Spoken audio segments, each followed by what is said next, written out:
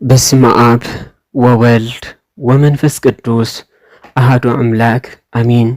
እግዚአብሔር አምላኽና ክሳብ ዛ ሰዓት ብዕድመን ብጥዕናን ዝሓለወና ክብረን ምስጋናን ይብፅሐዮ።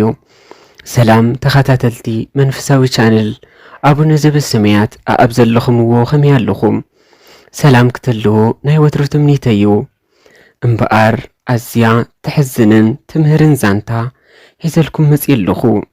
ሓፍተያ ቀታሊት ወደይ ጸሓፈን ተራኸን ዲያቆን ሄርሞን ቴድሮስ ክቡራት ሰማዕቲ ላይክ ብምግባር ተጀመርኩም ንዓና ይጥቕመናዩ፣ ንዓኹም ግን ዝጎድእ የብሉን እሞ ላይክ ብምግባር ጀምሩ።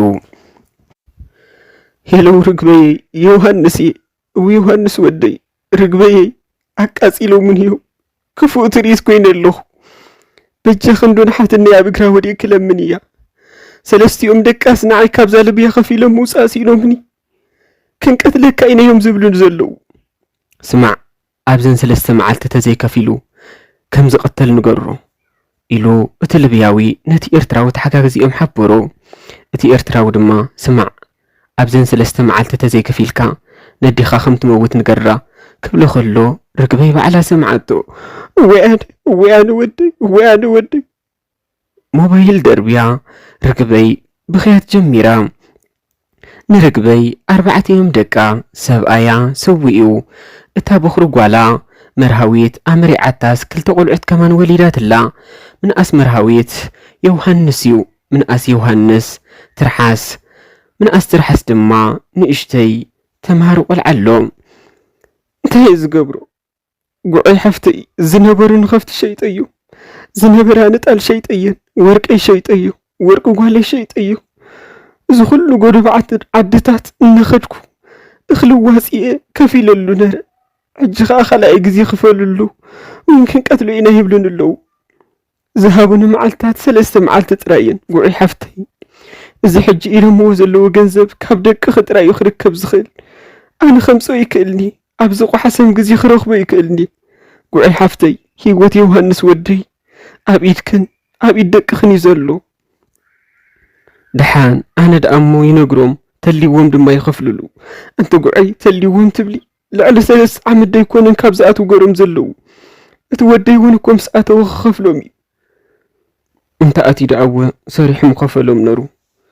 ጉዑይ እሞ ንዓኽን ንደቅኽን ዘፍርሐኩም ዘሎስ ገንዘብኩም ለኪሙ ሞይት ኸይትርፍ እዩ። እንቲ ጉዑይ ኣብ ሓንቲ ንእዲ ደይኮንናን ደቂስና ዓቢና ሓንቲ ቅርጫት ደይኮነት ነራ መኣድና ክዳንክ ክዳንክ ደይኮነን ነሩ። ጉዑይ ሓዚለ ደይዕበኽኹን እየ ንዓይና ሓፍቲ ኸይጨኪን ክለይ።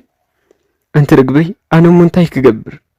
ሕራይ ተሊዎም ደኣ ክፈልሉ ክኽብሎም እዩ እሞ ሕጂ ደውልሎም። ሕጂ ደኣ ቀትሪ ስለ ዘሎ ስራሕም ዘለዉ ጉዑይ ስራሕ ክምለስዎ ይኽእሉ እዮም። ሂወት ወደይ ግን ሓንሳብ ተሓሊፋ መምለሲ የብላን። ንዕፍርትና ጓሌ ሚስኮል ግበርሎም በለታ ጉዑይ ንጓላ። 3ቲኦም ደቃ ንጉዑይ ኣዲ እንግሊዝዮም ኣትዮም ነቲ በዓል ሓዳር መስፍን ሚስኮል ገበረትሉ። ቀልጢፉ ድማ ደወለ። ጉዑየይ መስፍን ወደይ ከመይ ቀኒኻ? ድሓኒ ኣምላኽ መስገን በለንካ ርግበይ ክትረኽበካ ትደልላ። ሄሎ መስፍን ወደይ ርግበይ ድሓን ዲኺ? ከመይ ገረ ክድሕን መስፍን ወደይ ሓዊ ካብ ኣፍ ሞት ከሎ ከመይ ገረ ክድሕን መስፍን ወደይ ኣብዘን 3 መዓልቲ ተዘይከፊልኩምሉ ክንቀትሎ ኢና እዮም ዝብሉኒ ዘለዉ። ሂወት ወደይ ኣብ ኢድኩም እያ። ካብ ድሓር ንተስካር ኢልኩም ትሰዱለይ ካብዛ ልብያ ውፅኡለይ ብጃኹም እንታ ብእገርኩም ደይኮንኩም ሓሊፍኩም። እቲ ዝቐደመ ለሚነ ወርቀይ ሸይጠ ጥሪተይ ሸይጠ ተለቂሐ ኸፊለሉ ነረ። ሕጂ ግን ዓቕሚ የብለይ ድኻ ኮይነ ወደይ ይሰቐሉ። ድሓን ርግበይ ኣይትብከይ ዋላ ኻቢዕ ርኽትና ተለቃቂሕና ክንከፍለሉ ኢና። ግን ግዜ የለን መስፍን ወደይ ሎማ ኣኻኺብኩም ስደድሉ በጃኻ መስፍን ወደይ ብስም ድንግል ማርያም በጃኻ። ሕራይ ቻው ሕጂ ብስራሕ ዘለኹ ኢሉ ዓፀዋ። ኣተበጃኻ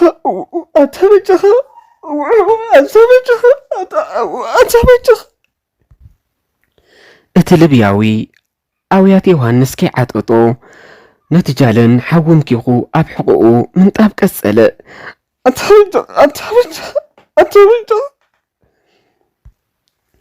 ዮሐንስ ንሞት ተመነያ እቲ ልብያዊ ነቲ ተሓጋገዚኦምን ዘተርጉመሎምን ኤርትራዊ እንካ ደውል በሎ ኢሉ ቴሌፎን ሃቦ እቲ ኤርትራዊ ኣዕንቲ ፈንጢሩ እንካ ነዲኻ ልውለላ ሎሚ ናይ መወዳእታ ድምፂ ክትሰምዑ ኢኻ ወይን ተኸፊልካ ካብዚ ክትወፅእ ኢኻ ወይ ናብዚኣ ሞይትካ ክትተርፍ ኢኻ ረግበይ ናብ ሓፍታ ክትከይድ ክዳና እናቐያየረት ከላ ሞባይል ጭሪላ ትርሓስ ጎያ ካብቲ ተንጠልጢላቶ ዝነበረት ኣውሪዳ ተቐቢላ ሄሎ በለት ሄሎ ትርሓስ ሓፍተይ ዮሐንስ ሓወይ ወደይ እስካቢ ኢላ ረግበይ ኣሓደገታ ይሄ ዮሐንስ ወደይ ረግበይ እየይ ማዕረይ እንታይ ሎምኺ ክንከፍለሉ ኢና ኢሎምን ኣለዉ እሞ ርግበየይ ሎሚ ትርኢ ኣለኸ እዛ ግዜ ዓሪባ እያ ፅባሕ ተዘይመፅኡ እቲ ገንዘብ ርግበየ የለኹን ዕዳገ ዲፈልክ ንሓዋሩ ክፍለየክ እየ ዮሐንስ ወደይ ግደፍ ከምኡ ትበለኒ ክትወፅእ ኢኻ ንዓይ ምስ መንገዲ ፍካ ንኽትከይድ ተመስገን ሓወይተሊ ይበሃብኒ ድምፂ ክሰምዕ እቲ ተሓጋጋዚ ኤርትራዊ ኣታ ድምፂ ኣሕዋትካ ስምዓዶ ተባሂልካ ኢኻ ኢሉ ነታ ቴሌፎን ካብ እዝኑ መንጢሉ ስምዒ ሎሚ ምሸት ተዘይተኸፊልሉ ወይን ፅባሕ ቀድሪ ተዘይከፊልኩምሉ ከምዚ ሕጂ ፅባሕ ሞይቱሎ ማለት እዩ ምስ በላ ርግበይ ርእሳ ዘይርዋ ናብ መሬት ወዲቓ ምስ ተፈለጣ እይናብለት ናብ ጉዐይ ተበጊሳ ጉዐይን ርግበይን ኣብ ሓደ ከባቢየን ተመሪዐን እታ ዓባይ ጓላ መርሃዊት እውን ምስ ኣዲኣ ኸይዳ ጉዑይ ኣብ ኣፍ ደገ ኮይና ቡን ክትሰቲ ፀንሓተን ሕጂ ኸኣ መፅያ በለት ብልባ ንሓፍታ ምስ ረኣየታ ርግበይ ኣብ እግሪ ጉዑይ ወደቐት እንተ ርግበይ ተስኢ ኣይትስእኒ ዮሐንስ ወደይ ካብዛ ዘለዋ ሎሚ ምሸት ከየ ተስኣኽዩ ኣነ ይትስእኒ ኣነ ደኣ ኸመይ ገረ ኸተስኦ በለታ ጉዑይ ዮሐንስ ወደይ ሎሚ ተዘይተኸፊልዎ ሓዲሩ ፅባሕ ከምዘየምስ ከም ዝቐትልዎ እዮም ነጊሮምኒ ግደፊ ጉዑይ ሓፍተይ ንደቂ ዓገበል እዮም ወደይ ካብ ሞታ ድሕን እዮም ጉዑይ ጉድን በረኺባ ኣነ ትማሊ ምሸት መስፍን ምሽ ሕራ ኢልኪ በለታ ርግበይ ኣንቃዕሪራ በተን ብንብዓት ሕንዚዝ ዝመሰለ ኣዒንታ ንሓፍታ እናጠመተት እስከበል ደውልሉ እንታይ ከም ዝገበረ ኸሓቶ ሕራይ ተስኢ በለታ ጉዑይ ርግበይ ሕራይ ኢላ ተስአት ፍርቱና ጓለይ ሚስገል ግበሩሉን ሓውኺ በለታ እታ ዓባይ ጓላ መርሃዊት እውን ምስ ኣዲኣ ዝርንሳሕ ትነፍዕ ነራ ፍርቱና ንሓዋ ሚስኮል ገበረትሉ ክሳብ ዝደውል ድማ ነታ ሞባይል ኣቐመጠታ ጉዑይ ክሳብ ዝደውል ኮፍ በላ በለተን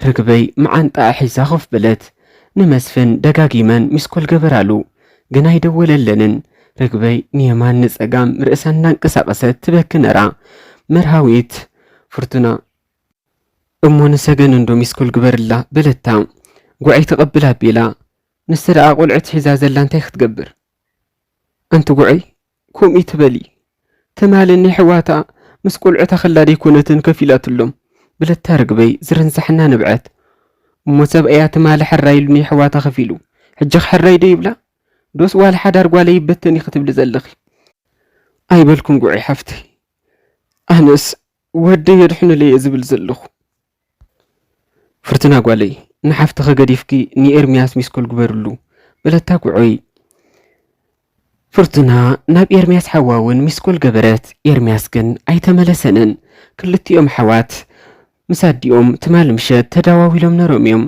ነዲኦም ገንዘብ የብልናን ተለቃቂሕና ኸፊልና ኣለኸ ፅባሕ ንግሆ ኣብቲ ባሕሪ ተተሪፉ እቲ ልቃሕ መን ይኽኸፍሎ ምስ በልዋ እንድሕር ኣብ ሽግር ተኣትዉ ኮይንኩም ደኣ ስቕበሉ በለቶም ጉዑይ ድማ ርግበይ ንፅባሓይቱ ረፋድ ናብ ሓፍታ ኸይዳ ግን ገዛ ሓፍታ መፍትሒው ተዓፂዩ ፀኒሕዋ ርግበይ ምስ ትርሓስ ኮይና እይናበለት ኮፍ ኢላ ተፀበየት ግን ዝመፅእ ሰብ ኣይተረኽበን ወይ ኣነ ወደይ ሰኣን ገንዘብ ክጠፊ ወይ ዮሐንስ ወደይ ርግበየይ በኣይ ክሓልፈልክ ናበልካ እባ ወደይ ክትሓልፈኒ ኢኻ ኣንቲ ኺዳ ንምረት እዚ ፀላም እንዶ ጋልህለይ ወደይ እንዶ ብሂወት ኣድርፍለይ ኣይ መፅያ ኸኣዛ ዘይትደከም በለት ጉዑይ መንቀና እናኸፈተት ጉዑይ ኣብ ናጣ ሓኒትያ ውዒላ ርግበይ ካብ ሰዓት 10 ክሳብ ሰዓት 1 ኮፍ ኢላ ተጸብየታ ርግበይ በለታ ጉዑይ ኣብ ጎና ኣብቲ ጽላል ዘለዎ ናይ ደገ መደብ ኮፍ እናበለት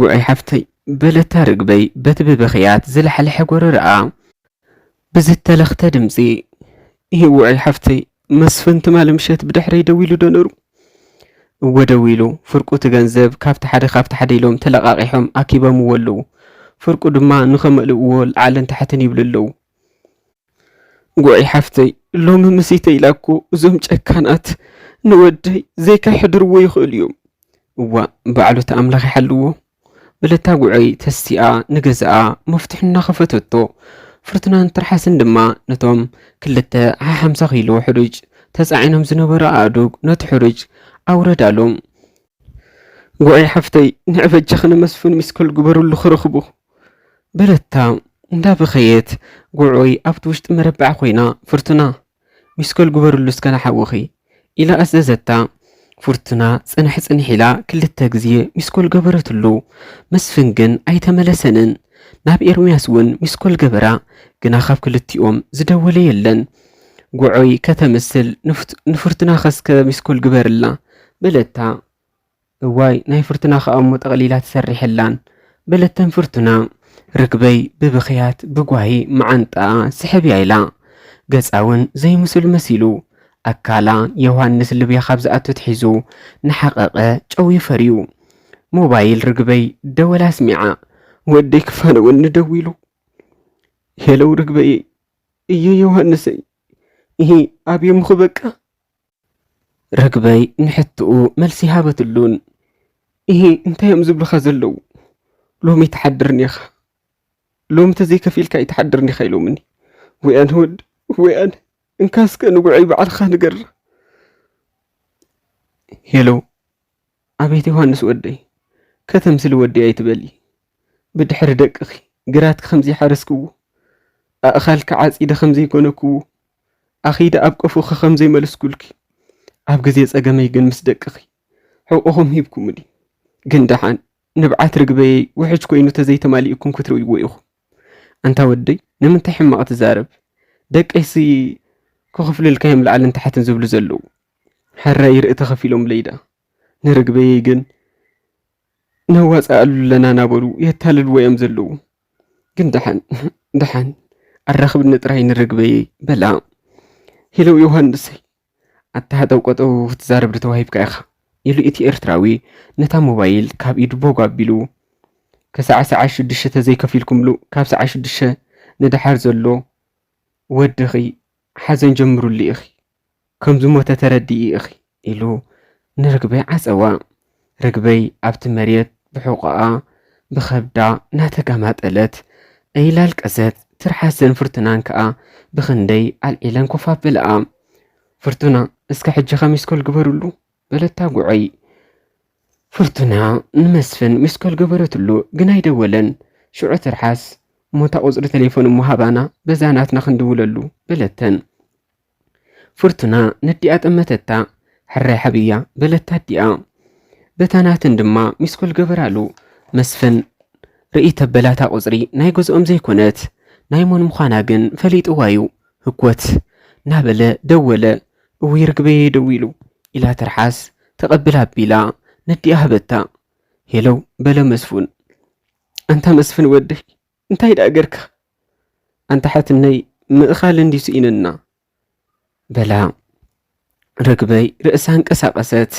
ሕራይ ድሓን ገንዘብ ሰብ ተኾይኑኩምሲ ገንዘብ ሓዊ ተኾይኑኩምሲ ፍለጡ ግና ብዝግን ብሰብን ከም ትፍንፈኑ ፍለጡ ኩሉ ሰብ ፎኢሉ ከም ዝጉሕፈኩም ፍለጡ ወደይ ካብታ ዘለዋ ተዘይወፅዩ ሓፍትኹም ድማ ካብታ ዘላታ ጥንሲ ክትሓርስ ከላ እዛ ኸይዳ ንምህረት ብሂወት ኣይተውፃእያ ንዓይ ጥራይ ዘይኮነስ እዛ ኣምላኽ ንዓኹም እውን የጉድለልኩም ኢላ ነታ ሞባይል ዓፀወታ ኣንቲ ጠቃር ጉዑይ ወደይ ተመይቱ ቀታሊት ዮሃንስ ወደይ ንስኺ ኢኺ ደቅኺ ንወደይ ዘይከፈሉሉ ዘለዉ ንስኺ ስለ ዘይፈትኺ ንስኺ ከፈሉሉ ስለ ዘይበልክዮም እዩ እዛ ኣምላኽ ርግመተይ ይቀበሉ ጓልክ ብሂወት ኣይትውፃእ ልዕለይ እዛ ኣምላኽ ንዓኺ የንብዕኺ ኢላ መሬት ጠፍጢፋ ኢሂላ ረጊማታ ናብ ገዝኣ ተመለሰት እቶም ሰባት ተባሂሎም ዝጽውዑ እምበር ናይ ሰብ ዘይብሎም ጨካናት ልብያውያን ሰዓት 6 ምስ ኮነ 10 ደቂቕ ተጸቢዮም ንዮሃንስ ህይወቱ ኣሕለፍዎ። እቲ ዓርኩ ንዮሃንስ ደቆኩኡን ወዲ ሓውቡኡን ክኸፍልሉ ዝጽበ ዝነበረ ንዓርኩ ብኸየሉ ንደቂ ሓውቡኡ ድማ ነገረሉ። ርግበይ ምልእቲ ለይቲ መዓስ እየ ዝርዳእ መዓስን ወዲ ኸጥፊኦሞ ዝብልኒ ናበለት ኮፍ ኢላ ምስ ጓሓታ ኣብቲ ሰዓት 4 ፍረቓን ናይ ወጋሕታ ኸዓ ሞት ወዳ ተረዲኣ። ርግበይ ዕብድ ዕብድ ጽልል ኢላ ረፍድ ምስ በለ ጉዖይ ምስ ኣንስቲ ኣሕሞት ሙታ ከተልቅስ ናብ ድንቢ ሓፍታ እትያ ወይ ኣነ ወደይ ዮሃንስ ወደይ እናበለት ብኽያት ክጅምር ርግበይ ተሲኣ ካብቲ ደጎል ጉድጉደል ዒላ ርእሳ ሰሓተታ። ወፂ ቀታሊት ወደይ ነስኺ ኢኺ ወፂ ብኽያት ከየልየንኒ በለታ። መርሃዊትን ትርሓስን እውን ትውፃእ እዛ ሰይጣን ትውፃእ ሓውና ብሰንካን ብሰንኪ ደቃኒ ሞይቱ ዘሎ ትውፃእ ኣልና በላ ኣእዳወና ወሳወሳ ጉዖይ ኣስናና ነኺሳ ሰላሒላ ወፅያ ናብ ገዝኣ ተመለሰት። ኩሉ ጎደበታት ዓዲ ድማ ንጉዖይ ፈንፈና ንዓቓ ፈይሉ ጸላኣ። እቲ ርግበይ መሬት ጠፍጢፋ ዝረገመቶ ድሕሪ 2 ዓመት ኮይኑ ሰገን እቲ ሽዑ ጠኒሳቱ ዝነበረት ወዳ ብሰላም ተገላጊላ ድሕሪ 2 ዓመት ግን ጓል ክትወልድ ሞይታ ተፈጸመ። ስብሃት ለእግዚአብሔር ልዑል ወለወላዲቱ ድንግል ወለመስቀሉ ክቡር አሜን። ካብዛ ዛንታ ብዙሕ ከም ዝተምሃርኩም ተስፋ ኣለኒ። ዝተምሃርክምዎ ዝተሰማዓኩም ኣብ ቦታኹምን ተኣስፍሩለይ። ኣብዛ ቻነል መሃርቲ ጽሑፋት ኢና ንዝርግሕ። ስለዚ እቶም ሳብስክራይብ ዘይግበርኩም ሳብስክራይብ ግበሩ። ነዛ ዛንታ ድማ ላይክ ግበርዋ። ናብ ብዙሓት እውን ሸር እንዳበልኩም ኣባጽሕዋ። ቀታሊት ወደይ ሓፍተያ ጸሓፍን ተራኽን ዲያቆን ሄርሞን ቴድሮስ